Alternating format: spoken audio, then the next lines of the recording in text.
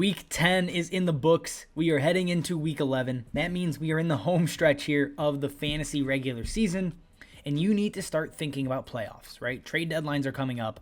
So today we are going to be talking Dynasty and Redraft trade targets. We got 6 players here. We got running backs. We got wide receivers. We got a tight end in the mix.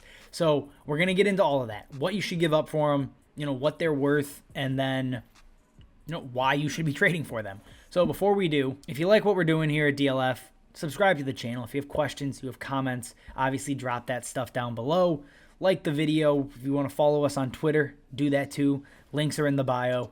All right, let's jump into it. The first player on the list, it is Garrett Wilson.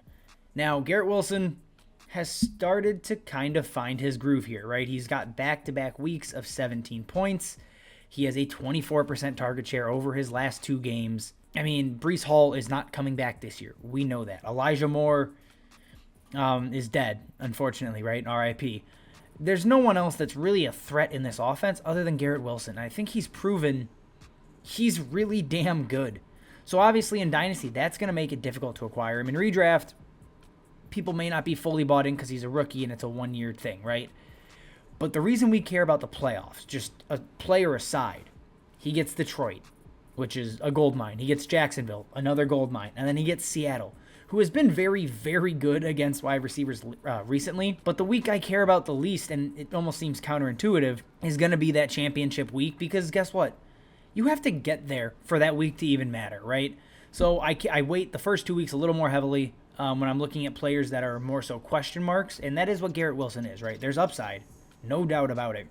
But there's still questions surrounding him and what he's going to do the rest of the season. In Dynasty, what you're going to have to give up to get him, it's probably a 2023 first plus. I don't mind giving that up, right, as long as it's near the back. Let's call it back a half of the first round in Dynasty leagues, because you're hoping to draft a player like Garrett Wilson, a guy that flashes year one, that proves to have insane upside like we saw early in the season.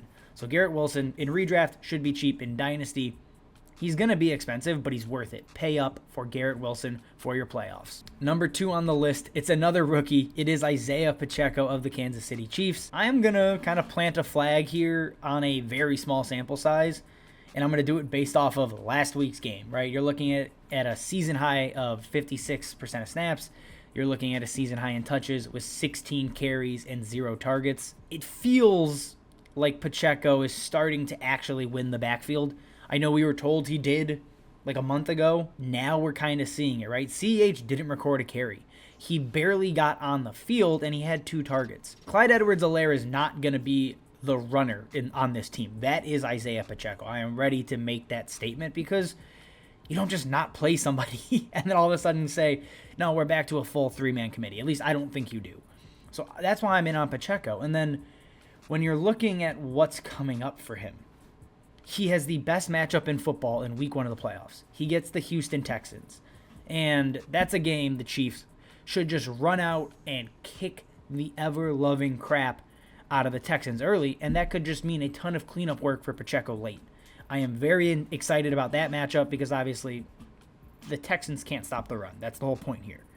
Week 2, he gets Seattle, and while Seattle's pass defense has been much better, they still remain a top 10 matchup for fantasy running backs on the season, and I don't see much that's going to change that down the stretch here. And, the final week, again, he gets Denver. Less than ideal, but the whole point is make it to the finals, and then, get some luck your way. It's a 1-week playoff at that point, so again, you need to have players that can help get you to the finals for it to matter the most. Now, Pacheco is not a guarantee to be a superstar by any stretch of the imagination. Most likely, he probably doesn't carry a ton of value past this year in Dynasty. So in Dynasty, what am I giving up to get him? I think a late second is probably as high as you should go. I doubt many people are fully bought into the idea of Isiah Pacheco yet. A lot of people aren't holding on, just praying he's a star. A lot of people are happy to cash out. If I'm contending, I'll take the stab at Pacheco again with a early third, late second, because even with a deep class, talent dries up at that point in the draft most of the time anyways. So give me Pacheco with some potential of him having a role in 2023. Moving on to number 3, our tight end in today's episode. It is Dalton Schultz. And on the season, it looks as if Schultz has had a very shaky up and down year. He's been in and out of the lineup with health issues. He didn't do anything with Cooper Rush. But when you look at what he's doing with Dak Prescott, that's what matters. Right now, with Dak Prescott, he is averaging 13.5 points per game. That would be the tight end 3 on the season, ahead of TJ Hawkinson, about 1.5 2 points behind Mark Andrews. Tight end is a wasteland. It is just disgusting out there. Dalton Schultz feels like one of the safe options as long as Dak is healthy. So I don't even care what the schedule is. It's not as if he has a smash schedule down the stretch, but he's proven, over the last month here, when he's gotten healthy with Dak, he's proven that all that matters is that Dak is the quarterback. The matchup's really not going to deter him too much from having a productive fantasy day. So when you're looking at a guy that's seen 7+ targets in 3 out of 4 games with Dak, he has 4 tight end 1 finishes. It's really tough to find a guy that's safer, that gives you more upside at the tight end position right now than Dalton Schultz, at least a tight end not named Mark Andrews or Travis Kelce at least. So when you're trading for Dalton Schultz, are you giving up a 2023 first? No, please, God, do not do that. Don't give up a first in 2024 either. I'm happy to give up an upside tight end that people are buying into and a second, right? Give me Greg Dulcich and a second for Dalton Schultz, and I'll be on my way and I'm happy. Dalton Schultz is a top 5 tight end, and he's probably one of the safer options left in fantasy. Moving on to number 4, this is a running back that is coming back from injury, is Gus Edwards. So as of right now, I'm recording this Tuesday night, so we don't have practice reports. He should be coming back this week and in week 11. But Gus Edwards is another cheap option at running back, one that's going to fly, under the radar here, and he's just not an exciting option, but I still think they lean on Gus Edwards down the stretch here, right, heading into the fantasy playoffs and the real NFL playoffs, right? In his first game back, he scores 2 touchdowns. He runs for 60+ yards. In his second game, again, he only played 20% of snaps, gets hurt, still goes over 60 yards on 11 touches. Gus Edwards is going to be a very safe weekly option with volume, and the touchdown upside in this offense is what makes him a potential, I don't want to say league winner, but a potential championship piece at a very low price or low cost to enter, right? You're looking at a guy that will play Cleveland, Atlanta, and then Pittsburgh. Those first 2 are top 12 matchups. They are very, very favorable for running backs, especially guys that eat up yards on the ground. And that is exactly what Gus Edwards does well. We know what he is. He's going to be a 15 to 20 touch running back, and that has a ton of value in this offense, right?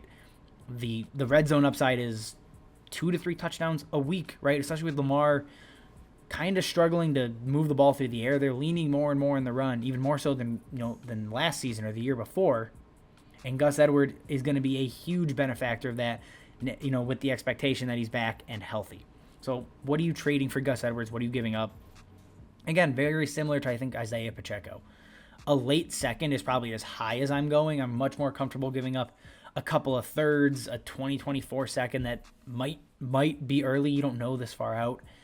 I'm doing that, but I'm not giving up a whole lot else, right? I don't really want to give up a ton for Gus Edwards in Dynasty. In redraft, he's a lot more interesting, obviously, as a 1-year rental. Number 5 here, and this is the one big name I want to throw in because I think he's worth trading for right now, and it's DeAndre Hopkins. And he has been spectacular for fantasy, right? Again, 10+ catches in the majority of games since he's come back. And the thing is, the narrative around him may shift as Hollywood starts to get healthy, right? Hollywood Brown coming back, some people may look to just sell now and get out from Hopkins, and I think that's an insane thing to do. The reason I'm not overly concerned is Zach Ertz is now out for the year. That opens up some additional targets to go around, and we saw when Hopkins came back. He's the alpha. He is the number 1 receiver in this offense. Hollywood's going to be a good 2, and Rondale Moore is going to eat up plenty of targets himself. But this offense wants to pass, and they pass a ton. And obviously, DeAndre Hopkins has been a huge benefactor. Obviously, Rondale Moore and Hollywood Brown is going to do the same. With Zach Ertz out of the picture, it keeps this offense and the target share a little bit cleaner. So with DeAndre Hopkins, I am happy to buy him as a contender. I'm giving up a first for him. You're going to have to do it. I don't think he's dropping off next season either. So if you're a contender and you have a window here, or it looks like you have a contending window, going after DeAndre Hopkins makes a ton of sense. And when you look at the playoff schedule, right, he has Denver, which is not ideal for a first matchup. I don't think it matters for Hopkins a ton. Tampa is another middle-of-the-road matchup, 16th in points allowed to wide receivers. But the big one, the championship week, you are getting Atlanta. If you can survive to that game, DeAndre Hopkins, Hollywood Brown, Rondale Moore, all have the potential to be week-winning, championship-winning players. So really put all three of them on this list. I just prefer Hopkins because he's healthy, and I think he's the alpha of the three. And to close us out, we have another rookie. It is George Pickens, obviously, with the Steelers. And Pickens is a guy we've all been saying, the breakout's coming, it's coming, it's coming, it's going to be soon. And it just really has not been the case, right? Fantasy points have been solid, not great. What's a little bit concerning is the target share. Over the last month, right, it's only 15.6% over his last 4 games. So 5 weeks with the bye in there. However, I'm kind of going to throw a lot of that out the window and basically say him and Deontay Johnson, both of them should be on your radar because of what's coming down the stretch into the fantasy playoffs. They have 3 top 12 matchups. It does not get any better. They don't have a difficult matchup really the rest of the season. So if you buy them now, I think they're both going to be very solid plays from week 11 on or week 12 on, right? Whenever you go out and acquire them. They are 2 players that are just gonna, again, I think, see an uptick in volume as Kenny Pickett hopefully, right, progresses down the stretch here.